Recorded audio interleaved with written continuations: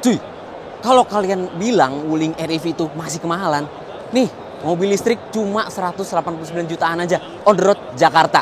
Nah, apa aja yang ditawarkan sama si Ceres E1 ini? Ikutin terus videonya.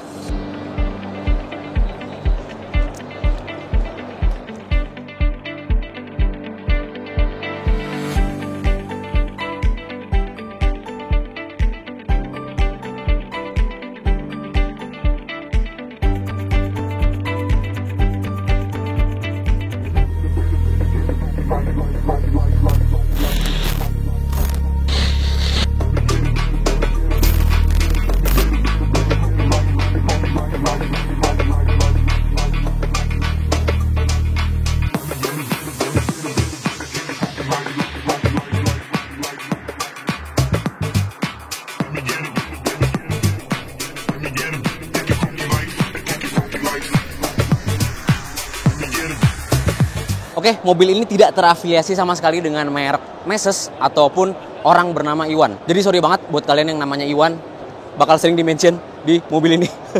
Oke, pertama-tama yang mau kita bahas adalah baterainya dulu. Dia berkapasitas 16,8 kWh yang mampu membuat mobil ini bisa mencapai jarak hingga 220 km dalam sekali pengecasan aja. Untuk mencapai jarak tempuh tersebut, Ceres E1 ini hanya membutuhkan waktu pengecasan hanya dalam waktu 4 jam saja. Dengan colokan AC charging yang nggak perlu pakai adapter lagi ya, nggak kayak merek sebelah. Jadi tinggal colok aja AC charging dengan mungkin daya sekitar 3,3 kW. Jadi dari 10% sampai 90% itu bisa hanya dalam 4 jam aja ngecasnya. Keren ya? Nah, tapi spesifikasi tersebut itu untuk baterai versi yang long range. Sementara untuk Ceres E1 yang standard range, yang sekarang sedang kita review, itu kapasitasnya cuma 13,8 kWh dengan jangkauan 180 km aja. Tapi biar nggak penasaran, kita lihat yuk Ceres E1 varian tertingginya. Nah, si E1 ini, lagi-lagi E1 ya, emang punya dimensi yang kecil banget, ya setara dengan Wuling REV. Dan dia ground clearance itu juga pendek, cuma 135 mm karena emang peruntukannya untuk penggunaan dalam kota doang ya. Jadi buat kalian yang pengen memiliki si E1 ini lagi, ya jangan coba-coba untuk membawa ini ke medan off-road karena memang tidak capable. Bukan peruntukannya juga.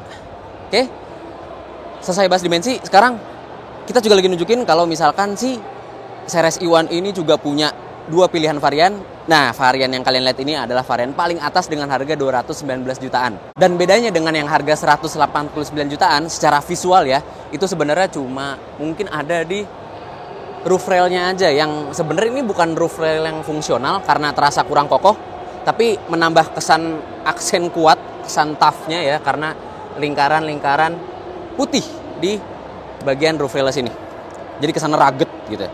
Oke, secara fitur bagian eksterior kayak misalkan perlampuan itu persis sama dengan yang 189 jutaan. Jadi dia DRL udah full LED, proyektornya masih halogen juga. Yang belakang stop lamp sen itu juga masih halogen, bahkan sampai ke lampu mundur. Yang malah LED itu cuma lampu plat nomornya. Agak aneh, tapi ya it's okay. Nah, ini dia tampilan belakang dari Ceres E1 dan memang kelihatan kalau nggak ada defogger sama sekali dan bahkan nggak ada wipernya. Well, tapi memang dia sudah ada high mount stop lamp, juga antena yang modelnya short pole gini ya, bukan shark fin. Pembukaan bagasinya udah elektrik, jadi tinggal tekan tombol kayak tompel gini aja. Dan kita lihat memang kapasitas bagasinya, well ya bukan jadi kebanggaan ya, karena ini small electric vehicle, very small electric vehicle, jadi kapasitas bagasinya bukan untuk dibanggakan. Tapi walaupun begitu, kursinya bisa dilipat 50-50. Jadi masih bisa untuk buat yang mungkin sekadar belanja bulanan. Oke, kita tutup lagi. Di bawahnya kelihatan ada sensor parkir. Dan lampu mundurnya ini ada di bawah ya. Seperti yang tadi di-mention di depan. Nah, ukuran profil bannya sendiri dia 145/60 dengan lingkar velg R13. Dan kalian jangan bingung ya untuk mencari profil ban kayak gini. Di online shop sebenarnya udah banyak. Bahkan ya ban-ban kayak untuk Wuling REV aja juga udah banyak. Jadi jangan takut untuk mencari di online shop. Coba-coba dulu. Oke. Dan dia juga pengeremannya udah disc brake di keempat roda. Oke, sekarang kita masuk ke bagian interior. Oke, sekarang kita masuk ke dalam series Iwan ini. Iwan lagi disebut. Oke, nah untuk tipe tertinggi maupun tipe yang paling rendah pun dia udah nggak ada akses smart key lagi ya di handle pintunya. Tapi walaupun begitu, bahkan di tipe terendah dia push start stopnya masih ada di bagian yang kayak lubang kunci nih. Jadi di bagian sebelah setir. Oke, nah sekarang impresi pertama masuk ke dalam series Iwan ini. Well, kita langsung disambut dengan warna pastel yang memang atraktif. Sangat menarik perhatian banget bahkan ketika dilihat dari luar.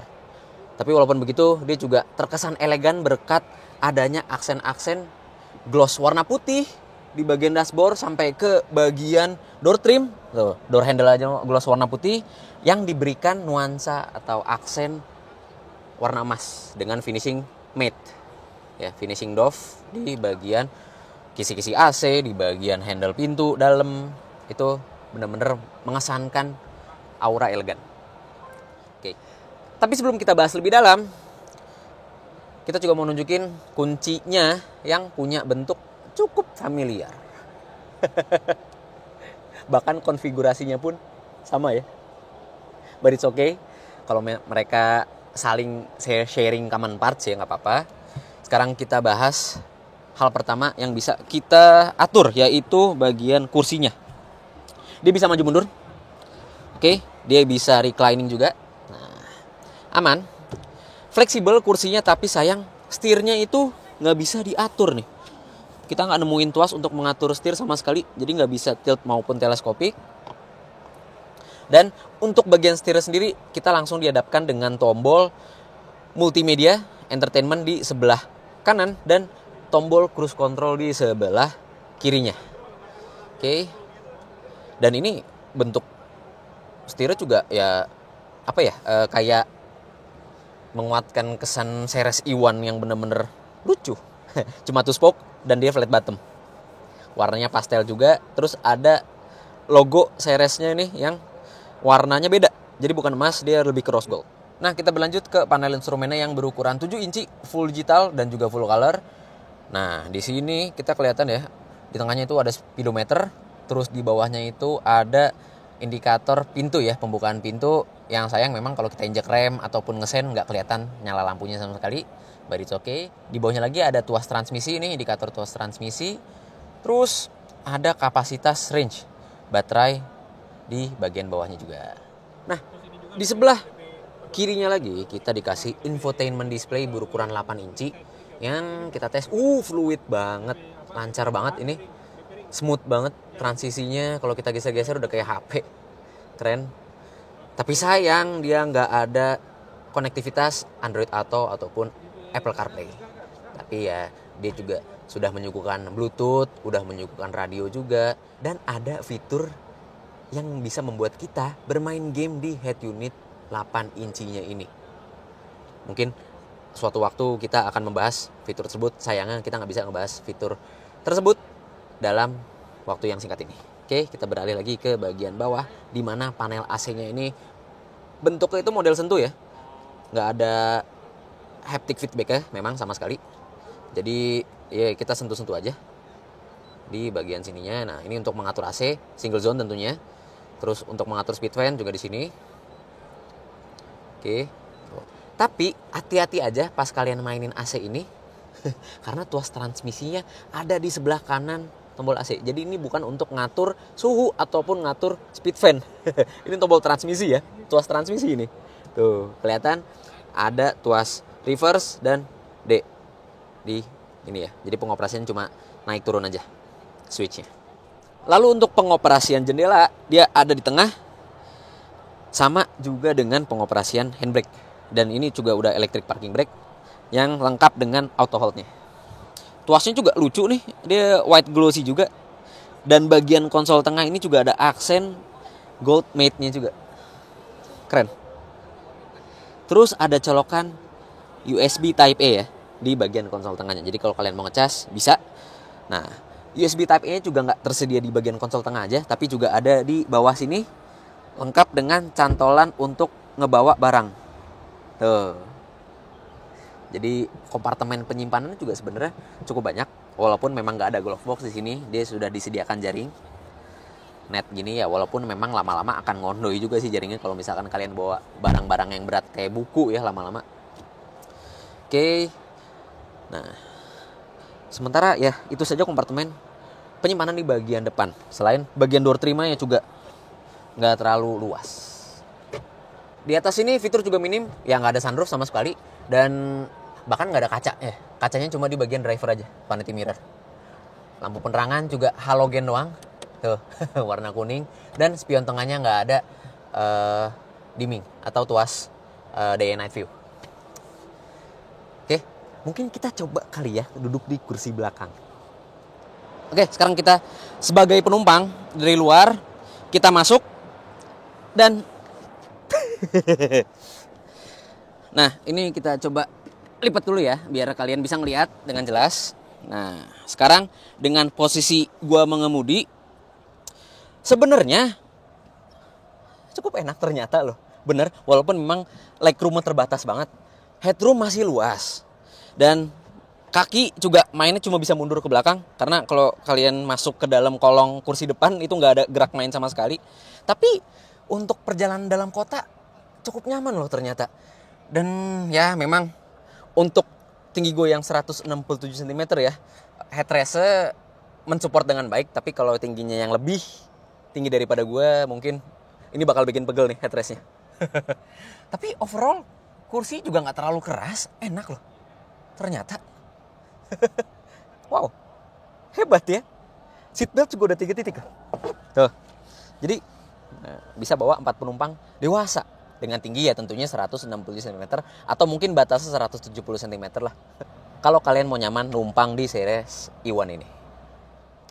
Oke, di belakang sini fiturnya juga nggak dikasih apa-apa ya, emang minim banget. Ya cuma dikasih kantong aja, seat back pocket 2 buah di bagian kursi depan dan dikasih door pocket aja yang nyatu sama pintu depan. Tapi emang pintunya kan cuma 2 ya, 3 sama bagasi. It's okay lah, nggak apa-apa. Udah nyaman kok. Oke, jadi kesimpulannya si E1 ini memang benar-benar worth it. Karena mungkin coba kita runut lagi dari awal. Harganya udah kompetitif banget. Spesifikasi baterainya udah cukup untuk digunakan di dalam kota. Fitur-fiturnya juga udah cukup untuk harian. Walaupun memang nggak ada Android Auto ataupun Apple CarPlay. Tapi ya it's okay, udah ada Bluetooth. Terus juga kenyamanan di baris keduanya juga ternyata bener-bener nyaman loh. Untuk postur gue yang tentunya 167 cm ya. Nah, jadi dengan harga tersebut, E1 ini emang cocok banget buat kalian yang mungkin masih melihat kalau Wuling REV itu kemahalan. So, ini dia impresi pertama kami mengenai series E1. Jika kalian suka dengan konten ini, klik like, subscribe, dan jangan lupa komen soal mobil ini di kolom komentar di bagian bawah ya. Oke, gue Bagas Satrio, meliput langsung dari Gaikindo Indonesia International Auto Show di ICE BSD Tangerang Selatan. Bye-bye.